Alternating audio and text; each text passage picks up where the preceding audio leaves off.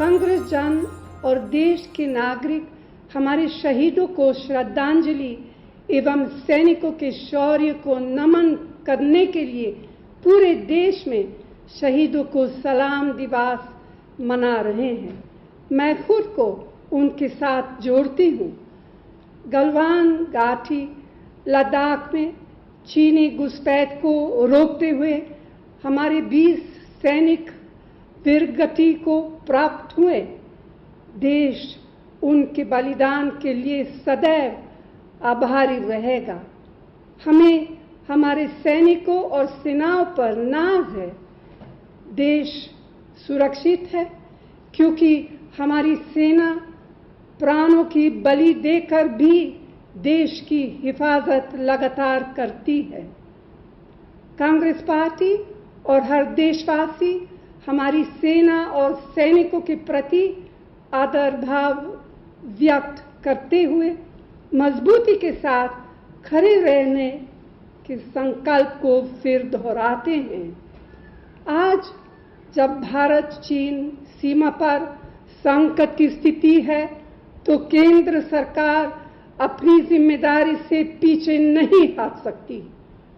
प्रधानमंत्री कहते हैं कि हमारी सीमा में कोई घुसपैठ नहीं हुई, पर दूसरी ओर रक्षा मंत्री तथा विदेश मंत्रालय बड़ी संख्या में चीनी सैनिकों की मौजूदगी एवं अनेकों बार चीनी घुसपैठ की चर्चा करते हैं। हमारी फौज के जनरल, रक्षा एक्सपर्ट एवं समाचार पत्र सैटेलाइट तस्वीरें दिखाकर भी चीनी घुसपैठ की पुष्टि कर रहे हैं। आज जब हम शहीदों को नमन कर रहे हैं तो देश जानना चाहता है कि अगर चीन ने लद्दाख में हमारी सरजमी पर कब्जा नहीं किया जैसा प्रधानमंत्री कहते हैं, तो फिर हमारे 20 सैनिकों की शहादत क्यों और कैसे हुई? चीन की सेनाओं द्वारा घुसपैठी करके लद्दाख इलाके में कब्जा की गई हमारी सरजमी को मोदी सरकार कब और कैसे वापस लेगी? क्या चीन द्वारा गलवान घाटी व पंगोंग त्सो इलाके में नए निर्माण और नए बंकर बना हमारी भूभागीय अखंडता का उल्लंघन किया जा रहा है? क्या प्रधानमंत्री इस स्थिति पर देश को विश्वास मिलेंगे? हिंदुस्तान के वीर शहीदों को मेरा नमन। पूरा देश मिलकर एक साथ, एक होकर सेना के साथ और सरकार के साथ खड़ा है। मगर एक बहुत ज़रूरी सवाल उठा है। कुछ दिन पहले हमारे प्रधानमंत्री जी ने कहा था कि हिंदुस्तान की 1 इंच ज़मीन किसी ने नहीं ली, कोई हिंदुस्तान के अंदर नहीं आया। मगर सुनने को मिल रहा है, लोग कह रहे हैं, सैटेलाइट फोटोग्राफ्स में दिखाई दे रहा है, लद्दाख की जनता कह रही है, आर्मी के रिटायर्ड जनरल्स कह रहे हैं कि चाइना ने हमारी ज़मीन छीनी है। एक जगह नहीं बल्कि 3 जगह चाइना ने हमारी ज़मीन छीनी है। प्रधानमंत्री जी, आपको सच बोलना ही पड़ेगा, देश को बताना पड़ेगा, घबराने की कोई ज़रूरत नहीं। अगर आप कहेंगे कि ज़मीन नहीं गई और सचमुच में ज़मीन गई है तो चाइना का फ़ायदा होगा। हमें मिलकर इनसे लड़ना है और इनको उठा के वापस फेंकना है, निकालना है। तो आपको सच बोलना पड़ेगा, बिना घबराए, बिना डरे आप बोलिए कि हाँ, चाइना ने ज़मीन ली है और हम कार्रवाई करने जा रहे हैं, पूरा देश आपके साथ खड़ा है। और आखिरी सवाल, हमारे जो वीर शहीद हैं उनको बिना हथियार किसने भेजा और क्यों भेजा?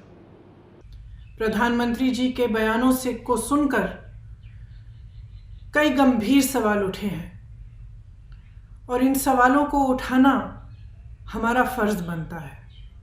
सिर्फ मेरा नहीं लेकिन आपका भी, क्योंकि इस देश को जानना चाहिए कि जब प्रधानमंत्री जी चीन के नेताओं के साथ दोस्ती बरत रहे थे तो कैसे समझौते हुए, कौन सी बातचीत हुई जिसने आज चीन को ये हिम्मत दे दी कि वे हमारी ज़मीन पे कब्जा कर पाए।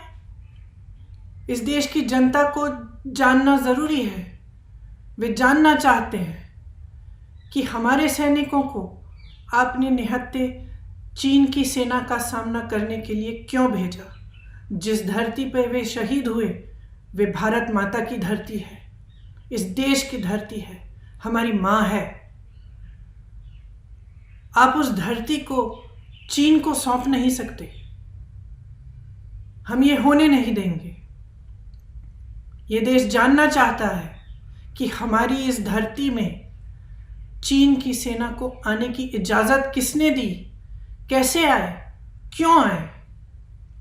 ये सवाल पूरा देश कर रहा है। प्रधानमंत्री जी, आपको इन सवालों का जवाब देना पड़ेगा। देश की जनता अपने शहीदों के बलिदान को व्यर्थ होने नहीं देगी। ये देश हमारा है। इस देश की धरती में उन शहीदों का खून मिला हुआ है। इस देश के लिए हजारों शहीद हुए हैं। उनकी शहादत पर राजनीति करना पाप है। हम इस पाप को नहीं होने देंगे। उनकी शहादत का निरादर करना पाप है। हम इस पाप को नहीं होने देंगे। हम उनके शहादत के कर्जदार हैं। प्रधानमंत्री जी, आप भी इस शहादत के कर्जदार हैं। इस पाप को हम कभी नहीं होने दे सकते कि इनकी शहादत व्यर्थ हो, कि इनकी शहादत का आदर न हो।